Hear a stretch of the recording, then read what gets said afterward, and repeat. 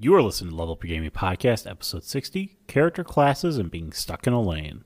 Today we talk about our character classes and being stuck in lanes. We discuss how classes can confine our characters and influence our choices in character creation. We also cover how these creation choices can restrict role playability as well.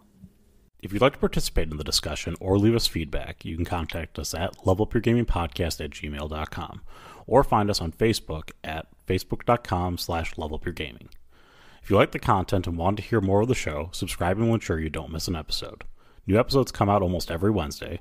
Also, please review, tell a friend about the podcast, or share with your gaming group. Now sit back and enjoy the episode. Welcome into Level Up Your Gaming Podcast. My name is Aaron, and joining me in person, this topic is sure to get his blood boiling. Jared. Are we sure it's going to get my blood boiling? What if I remain perfectly calm? You're at least going to get quite passionate about it. Am I going to get passionate? Yes. Are you sure? Yeah. Okay. Well, if not, that was a complete lie, and you can check me at the end of the episode. Okay, well, what's the topic then? Character classes and being stuck in a lane. Oh my god. I'm going to get passionate. I'm going to get so passionate. So, this topic came about because in our last episode, yes, the session 0, we talked about not basically in Vampire the Masquerade there are 13 clans. Okay? Is it really 13? Yep. Huh.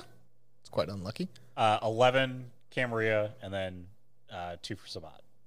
I shouldn't be too shocked because then there are 12. There's 12 werewolves. Sorry, there are 13 main clans, and then if you're in the Vampire like 20th edition, there's like all these extra clans that bloodlines. Yeah, they're not clans.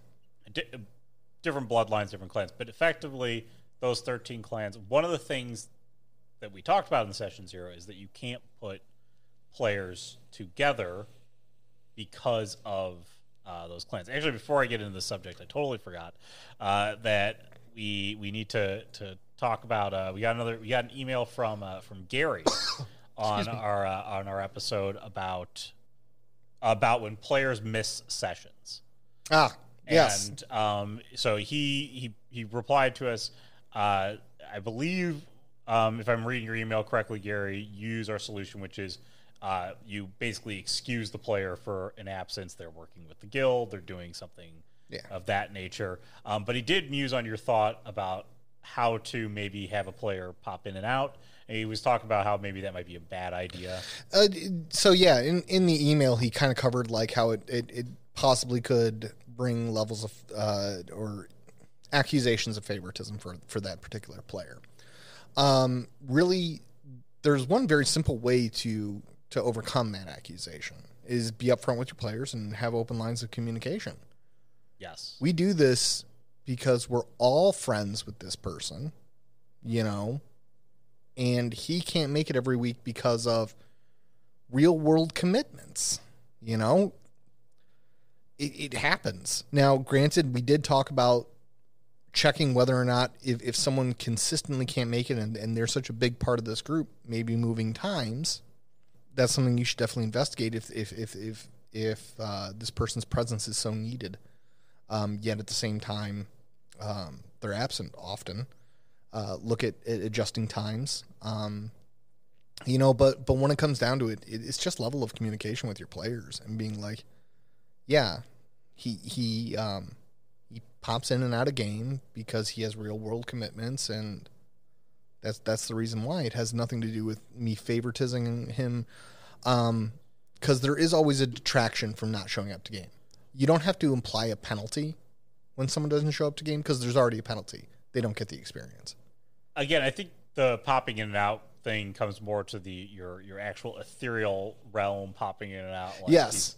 He's working, I believe Gary said he's working at like the Starbucks in hell. Yeah, I thought that was actually really funny as hell. And this is just one way to do it. There's many ways to crack an egg. The other way that he described, which I think fits more in line with what we do, I don't know if we would actually do the. I mean, it's the episodic version of this. By virtue of doing episodic games, you save yourself that little bit of you're allowed to bring them in And between and out of the games. And they kind of are a niche character then that exists within those realms. He just brought that up, pointing that out with our episodic games. And then that's just, again, another point towards episodic gaming, Yes. rather than chronicle-based gaming, or long-term game-based gaming. It really just goes to show why episodic is so much better. Just have breaks in between it where it's just easy to put players in and out of the game. And, another thing, discuss with that player their schedule in advance, so you can plan those episodes when they're going to show up and when they're not. He also talked about if you want to give them additional information, meaning that they can, in some cases, come with plot information to prevent the need for a key NPC. We tend not to like that. Yeah, approach. I would respectfully, disagree.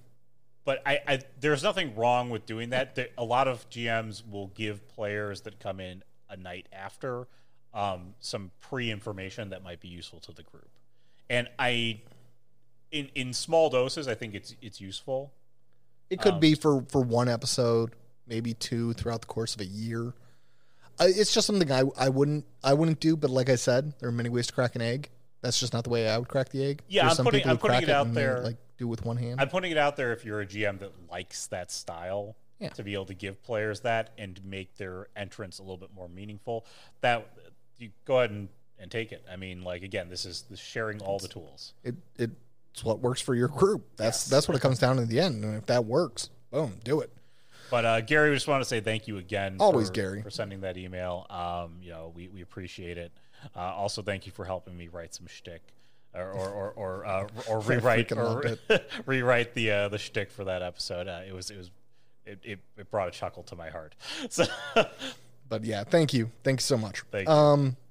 But no, back to the character classes and being stuck in them. Yes, back to me raging against the world. Yeah, we were talking about the vampire clans in the last episode, Session 0, and the vampire clans all have.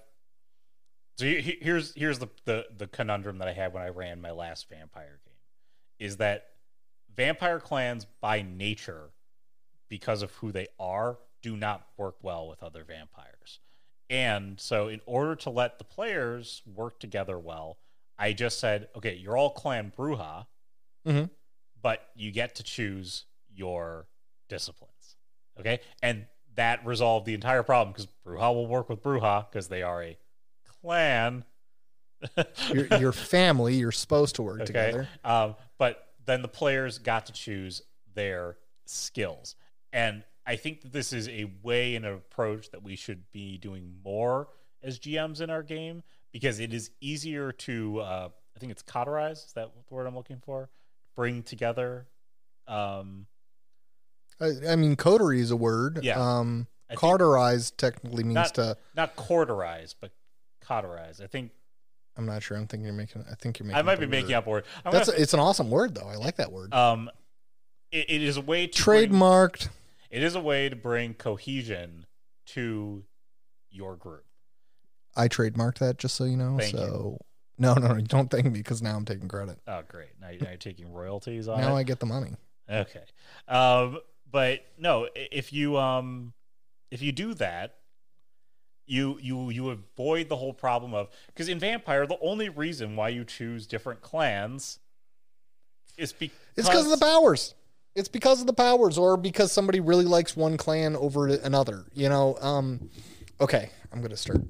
Am I allowed to start getting passionate? Now you can start getting passionate. Really, I rage against the entire classification system. I do.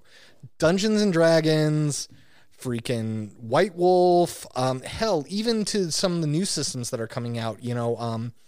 Cyberpunk Red. Some of the Free League games, Tales from the Loop. Every gaming system seems to want to clump people into lines, and it's mainly due to special powers. And the thing is that we as GMs have the capability to overcome this. We do, as a community of gamers. Okay, because we are not one-dimensional. It's not a word. It's not a word? It's not a word. Well, I trademarked it. You're screwed. Damn it. You owe me $5 for using it, by the way. Oh, no, because you used it before I trademarked it. Post fact there. Ex post facto? Yes. Okay. So the thing is, we as a community can overcome that. Okay. We can overcome this barrier by starting to break down. Now, we have to use some of our minds. Now, some of us have been entrenched for Dungeons and Dragons and White Wolf and all these other systems for so long that we've become so used to it and so complacent to it that we allow it to happen at our own tables. Okay? Why? These are systems that have, it's just, we're trying to break molds here, people. We are trying to elevate our entire community. And one of our communities can be like, guess what? Just because I'm a wizard doesn't mean that I can't enjoy playing the mandolin. But that's what Dungeons and Dragons forces you into. Oh, if you want to play it well, you got to be a bard. Then you got to cross class.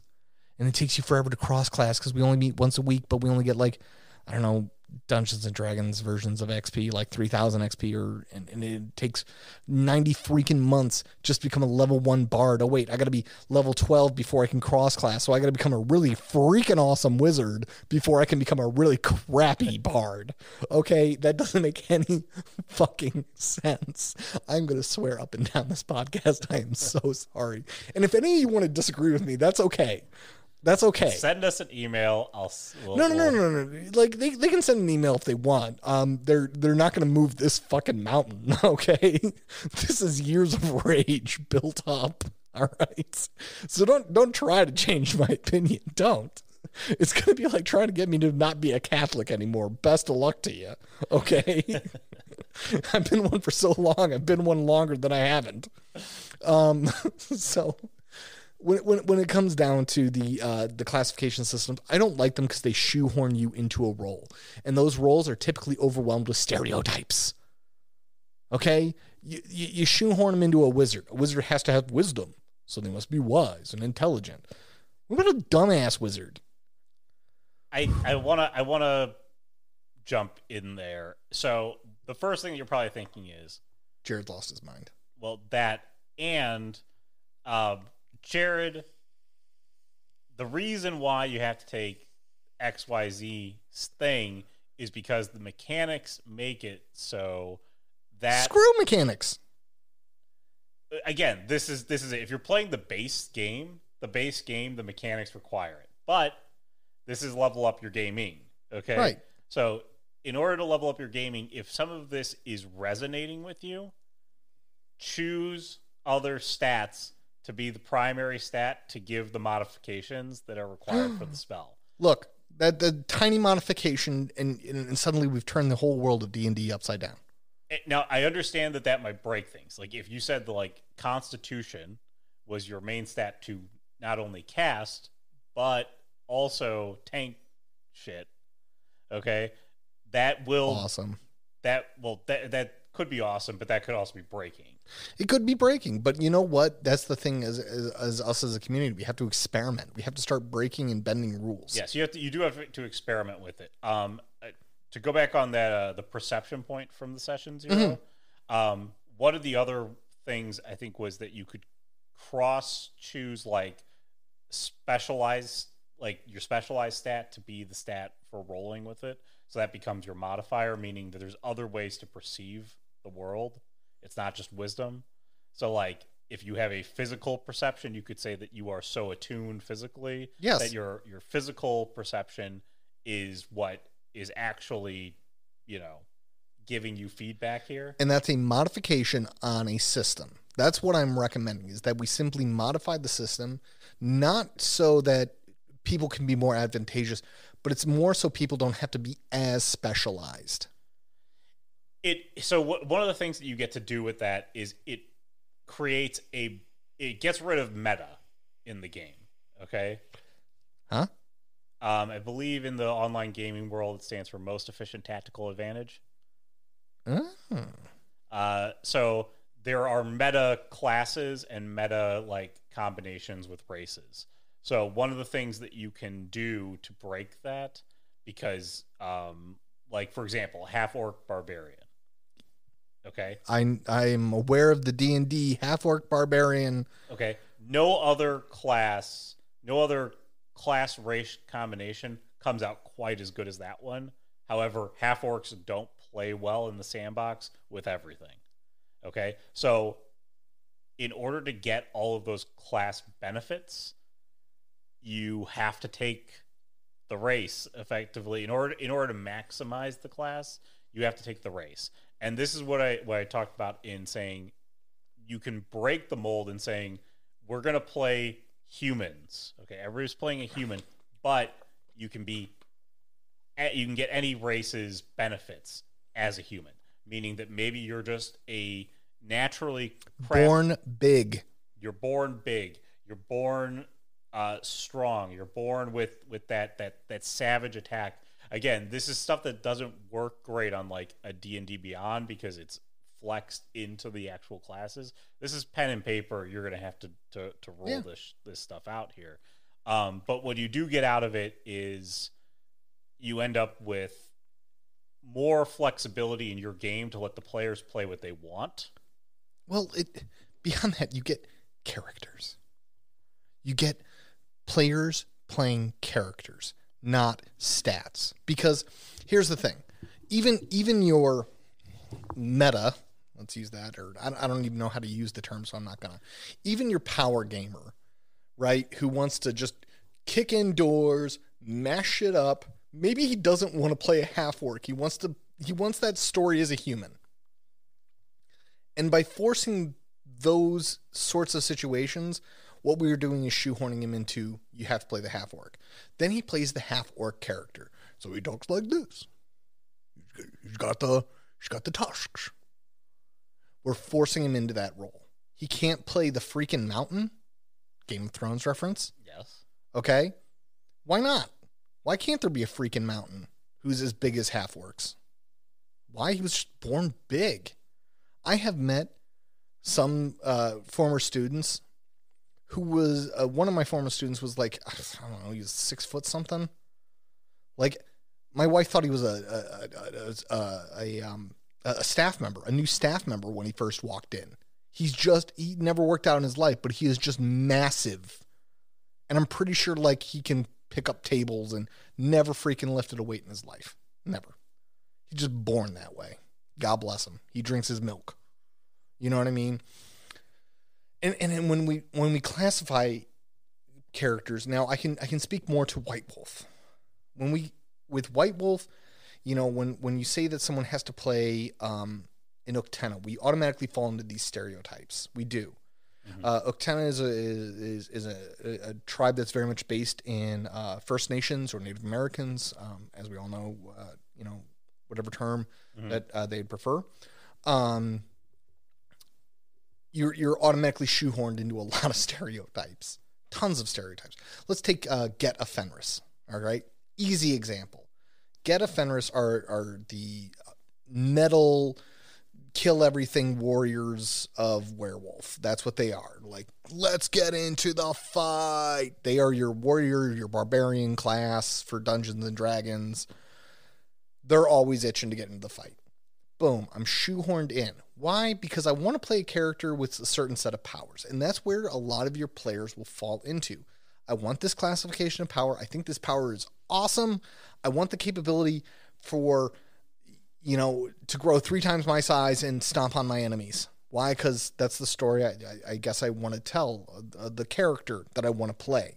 So what do I automatically do? I pick that one tribe, I pick that one set of personality, I pick that one stereotype, just so I can have this stupid power. But the question is, why not just allow that power to come into play early? Why not break out of the box? Ant-Man, for example. Let's take Ant-Man the movie. He has the ability to, in the second movie, he has the ability to grow to 100 feet and stomp and crush on things. Does he do it well? No. Is he even tactical about his shape changing or size changing when he goes big? No. He uses a truck for like a roller skate or a skateboard. Just because we give them the power. Now, the thing is, if you have a trust issue with your player that they're just going to abuse this, and grow to 120 feet and just go, rah, destroy city. Then you have a problem because you need to have a discussion with your players on what kind of game they want to play. If they want to play a bunch of Godzilla-like characters, please go back to session 0. Please talk to them about them storytelling. If they want to tell a story about giant monsters duking out in a city, by all means, I will totally play a giant monster dukes out in the city. I'm not telling that story because that, for me as a storyteller, if you told me like Jared, Godzilla, that's what I want to play. Cool, be the storyteller. Then you can be any Godzilla character you want. You can switch characters like that. That's why I love being a storyteller, because I don't have to stick to one character. All right, I'm 50 different characters because I have ADHD. Like it happens.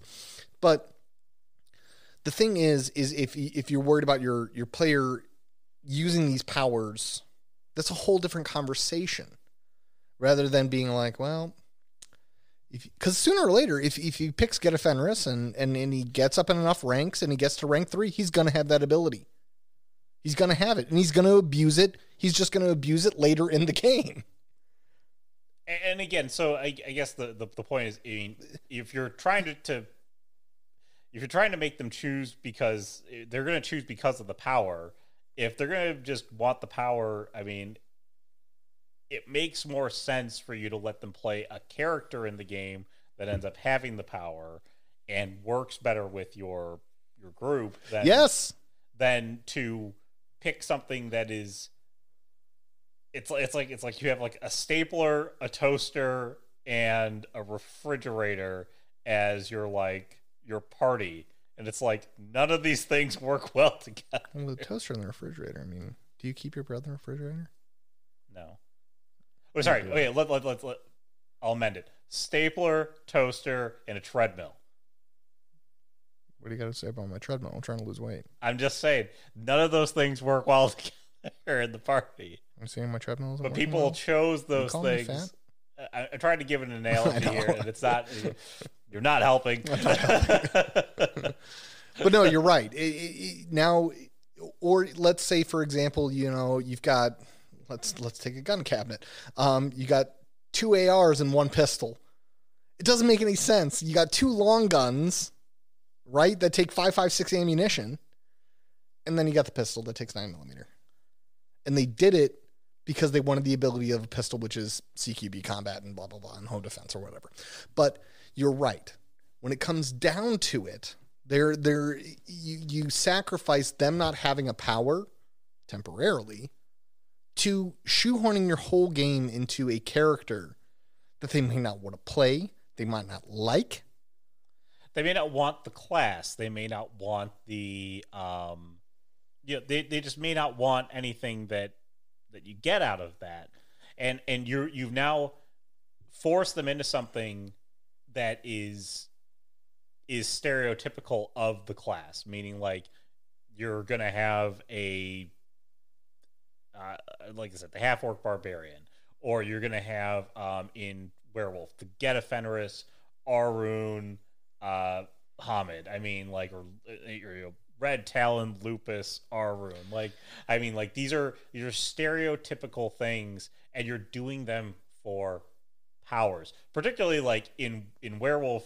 Yes. In Werewolf, the problem is not just the clan, not just the tribes. Okay. The breed. The breeds are a big thing. And the auspices. Because what you want out of the breed is you want the 5 gnosis. I want the heightened sense. You want the 5 gnosis. You want the heightened sense. You want these things. I have seen so many players fall into that trap. I have seen so many lupus characters that nothing about them would define them as lupus, so born as a wolf. Because born as a wolf, they should have an entirely different perspective on the world. Basically, they should. Basically, everyone who ends up picking these things always then picks things to mitigate the flaws that they have. Meaning that, like, a lupus... So in Werewolf, and we're getting a little deep on the world of darks here, but in Werewolf, a lupus is born as a wolf, is a werewolf, so he's raised by wolves, literally, Okay, he knows nothing of the human world. Okay, or very, very little. Okay, but everybody always says Car should be known as Fast Death Machine. everybody, I am not getting in the Fast Death Machine. It took out my brother. Everybody always then says, "Oh, by the way, my lupus has been around the human world long enough to know about the human world." You know, because you take a 5-year-old. But why did you choose the lupus? Well, you chose it because you wanted the 5 gnosis. Exactly. And that's the thing. And in classifications were okay. But to dive further into your point, hate classifications. You might say, well, my players, you know, like they want the 5 gnosis, and I let them do it because then at least I keep the why so you can keep the structure of power that's been created by game designers who had an entirely different idea for plot, theme, mood, didn't even have your story in mind. They didn't even have your players in mind when they built this. They had their players in mind when they built this. And the thing is that you are a GM. You can take it anywhere that you freaking want to. Here's my, I'm about to say it. I'm about to get to say it finally to an audience of how many. I finally get to say it. We play in a game of wondrous imagination, and yet we allow ourselves to be confined by numbers, boxes, and classes. How silly is that? Silly. It's terrifyingly silly. We literally, as storytellers, as players, come up with brilliant stories that are full of life and wondrous things, and yet we're like, yeah, you can't have that because you're not a level 5 night dancer. And to become a level 5 night dancer, first you must be a level 12 warrior. And I understand that really that's not the route that you want to go. You want to go with a flowing dancer who learns how to fight eventually. But no, I'm sorry, you're going to have to start off as a warrior class. You cannot start off as a bard. Or I have to wait till I get to level 12 bard, then become a level 12 warrior, then I can become a level 5 night dancer. Holy crap. Holy crap. When all I really wanted to do was just have the ability to spin or a lasso-like weapon that the night warrior gets or the night dancer gets. That's all I really wanted to make the story. Now, some of you right now are sitting there, you're raging against me, and I love you. I love you. We're because your rage isn't at me. It's actually at the books that have been containing you for so long. They've got you blinded, man. They might be directed a little bit at Jared. Might be directed a little at me. Because you might be like, well, my players are about to go hog fucking wild. The minute that I say, yeah, you can take powers, they're about to be like, I want this one, this one, this one, this one, this one, this one, this one, this one, this one. Okay. Remember, session 0, remember that games are a discussion. Just because you are offering power sooner, just because I tell Aaron that he can have his size mimic sooner, does not mean that I also have to give him this, this, this, and this. And the thing is I don't even have to give him his size sooner, because here's the thing that I'm going to ask. Aaron, what's the story with this character? Why the size changing? Well, so not even the size thing. Well, hold on. Hey. If he just tells me I want it because it's cool. Yeah, not going to happen. Sorry. About to dash your dreams. No. If you're telling me it's because he grew up small and helpless and always dreamed of being bigger, and then one day it freaking happened, and it's really about him learning self-control and love of self. You want that power? I'm giving it to you on a silver freaking platter. You pull that off, done. But the first time that you get it, I'm going to make it so difficult for you to control, it's not even going to be combat applicable. Be open and honest with your players. Yes, I'm going to give you can start off with this massive power, but I'm telling you right now, When you try to activate it on several occasions, it is not going to work, or it is going to work the opposite direction on which that you intended to use it, because you told me this is a story about internal growth and control. That's what this story is about him learning to control. Which is why the character levels up. That's why the character levels up. Until then, here's the thing. No one... Well, there are some people who do just pick up firearms and are just freaking dead-eye-dans. But, I mean, to your point here, I mean, I disagree with you a little bit there in that I like to grow into the power. I just don't want to be confined by the rule set. Like, I want to be able to choose. Effectively, I want to be able to choose my power progression path, but I may want to be called something else. That's fine. I'm saying that this is a conversation. It's not a straight up like. Yes, it's going to be messy. I thought about this when we talked about our long game of paladins and clerics, these pious people coming in here. It'd be tough to do a game of only these two types because people would need to specialize out of the types that they are. So I thought to myself, well, couldn't you just do the paladin cleric game, call the cleric, basically just rebrand bard as cleric, and holy singer. Yeah, holy singer. And their type of bardom is. Now they effectively get all of the bard stuff, but they're still a cleric, so they're part of the church. And there we go. Like, what I'm talking about is just modding outside the box. And that's not even like a super duper heavy mod. Somebody might be like, that does not work. I cannot deal with this. and I respect that. If you are more comfortable within the box, God bless you. That's what, and that's why I don't want any angry emails, because if you're like Jared, you've lost your freaking mind. I like my boxes. My players like their boxes. It's what works at your table. I'm simply suggesting, offering a different perspective so you can sit back and think and go, I might want to try that for my next game. My next game isn't for another 3 years because I've already got planned every situation possible known to man. I've literally got 150 sessions planned out, so my next game is in 3 years. Maybe I'll give it a shot. The other good thing that you could do is you could do like 3 to 5 sessions, just play it and see what it looks like. Episodic gaming. Great way to just kind of take it, try the bite of the apple. Not a fan of Honeycrisp. But although, if you aren't a fan of Honeycrisp, you really don't know anything about it. Aaron, we're not going to exclude people because I don't like Honeycrisp. You don't like... Okay, I don't like Honeycrisp. Words off of this. I like the... what are the sour ones? Granny Smith are good. Granny Smith. I love Granny Smith. Listen, I'm not saying Granny Smith isn't a bad apple, but man, Honeycrisp... I don't like Honeycrisp. We're going to talk after this. Okay, we talk. All right, but like...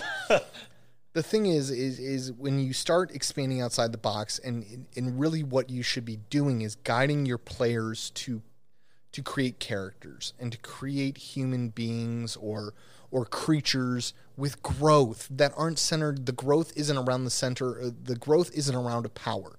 The growth is around an individual with a soul, with a mind, with a personality. That's where the growth should be focused. Because that's the story that we don't. Iron Man's powers are very cool, but it's about his growth as a human being. From a narcissistic jerk in number one, right? He starts off only caring about building weapons and money and women, to the truest sense of a hero who sacrifices himself for others to live. The arc isn't about he built this armor and then this armor no, those are cool things added to the character, but in the end it's about him. It's about the person who is Tony Stark. And that's really what I'm focused on is why you should break out of categorization, is because and you might say your table works fine. I already have those players who are creating characters. Just I think one of the points you're trying to make here is it restricting role play ability? Yes. Is it restricting the capability of your players to build characters? Players to build, yes. Is it to build people? Because they keep getting shoehorned because they darn well love that freaking power. They've always wanted that power. They've never gotten to it. So every game session, they pick the same character because you know what? Your game always ends before I hit 4th rank and I can get my size growing thing. So every game, I pick a Get Fenris, Arun, Omid, and I play the same thing every freaking time because I'm keep trying to get to that power. And as a player, I'm not coming to you with it. And that's why there has to be that open communication. Because your player has to know, like, Jared, I really want that power. That's why I played an Arun for 50 games. That's why it's KYP. You know that, and the thing is when we start breaking out, because I was shocked because you know, like I'm a huge fan of the Free Liga publisher, just because of what they're doing with just because they're doing new stuff. Mm-hmm. They're doing things that I'm like, you guys are out of your fucking minds. Every last one of you bastards are out of your minds. You're gonna center a game around children, and they're like, yeah, we are, and I'm like, you crazy bastards. But you know what? When you read Tales from the Loop, if you're a fan at all of what's on Netflix, Stranger Things, Tales from the Loop is the system for you. Is it for your friends? You don't know. I don't know. I would not bring Tales to Loop to my group because my group, like Jared, we're not looking to play 5-year-olds. Well, it's not 5-year-olds, but there are some groups out there because I think there's one system out there. It's like things that hide under my bed, or you know, it's literally you play like elementary kids, like elementary, not even middle school, and it's a horror game. Yeah, it's crazy, and I like looking at their, because I might not read their rules section. I never do. I never read the powers. I go straight to the storyteller section and be like, what are you really about? And it really enlightens me to what other people are doing. And like Free Liga is doing, they do such a crazy system that I love. I absolutely love. I love the concept. But even them, with this more, you know, free flowing, it's about story. It's about elements that make your players go, whoa. Even they classify freaking people. You can play the rocker chick. You can play the alt guy. You can play the nerd because it's set in the 1980s. Again, if it's your first time playing the game, yeah, go ahead and use them. Use the stereotypes and stuff. They help you build the character. They're there to kind of give you classifications. Like, I don't know how I would act in this situation. Well, this is how a human might act. This is how a dwarf might act. This is like, you know, this gives you some ideas on how to role play. Yes, and the classes and all that stuff. It's like training wheels, right? And some of us have been using training wheels for years. You know, and the true cool stuff isn't when you're on the training wheels. It's when you're doing BMX stuff. Triple header with the bike that swings around 14 times before he freaking lands it off a 14-foot jump, and then he does it backwards. That's when crap gets cool. Ditch the training wheels. If you've been doing D&D for 14 freaking years, or you've been doing White Wolf for 20 years, like us, it's time to be like, you know what? Maybe I'll experiment. And again, I'm not pushing you to experiment. I'm saying, give it a thought. Give it a thought. If this is maybe always bugged you, like it's bugged Jared. Oh God, this is like a scratching an itch that's been around for like 20 years. This and the toilets on spaceships. Toilets on spaceships has been more recent since I've gotten into battle mapping, but please, as a community, we can rise above this. Mechanical rooms, toilets. That's all you got to put in to make a house actually a thing. But no, I hear you loud and clear at this one, Jared. Yeah, it's just because, trust me, we've done this for the detective series. We literally threw out all classifications. We made humans. Now we even have characters with powers. And we created a whole system around how to create powers for them. I mean, we did. And really every power is just We have a conversation. It is an agreement at our table about what the power might look like. We talk about how it might scale up and change. Yeah, I mean, if you've got a table where people are like, well, he just wants that, so he can do. Focus on your table community. It's not about the power; it's about the community at that point. What's going on that everyone's so ticked off at Eric? Is it because Eric always plays the beat shit? Maybe you have to talk with Eric. Like, hey, Eric, when do you have an idea about playing? Might be like, I've always wanted to get that power, but we never make it to 12th level. We never make it to the 12th level. Not ever. I never get to play this out, so I keep picking the same character every time, hoping. It's like with Ken. Mm-hmm. He promised me one game where I'd get to play a sniper. And then he took that game away from me. And he's owed me ever since. And what happens if Ken kept storytelling? I'd keep making that sniper, hoping one day he'll finally let me play it. Because I know how to play snipers, so they are deadly. Well, someday you might get to play it. Hopefully. Maybe. One day. I just want a boonie hat. That's the real reason. I want a boonie hat. Do you have anything else you want to add to this subject? No, I just want to, again, say this might be controversial for some people. Again, this is just food for thought. It's something that you might want to explore. It's something that we explored at our table, and we have seen dramatic results from it. If you're a beginning level GM, just skip ahead a few years. We're trying to skip you ahead, and maybe think about it.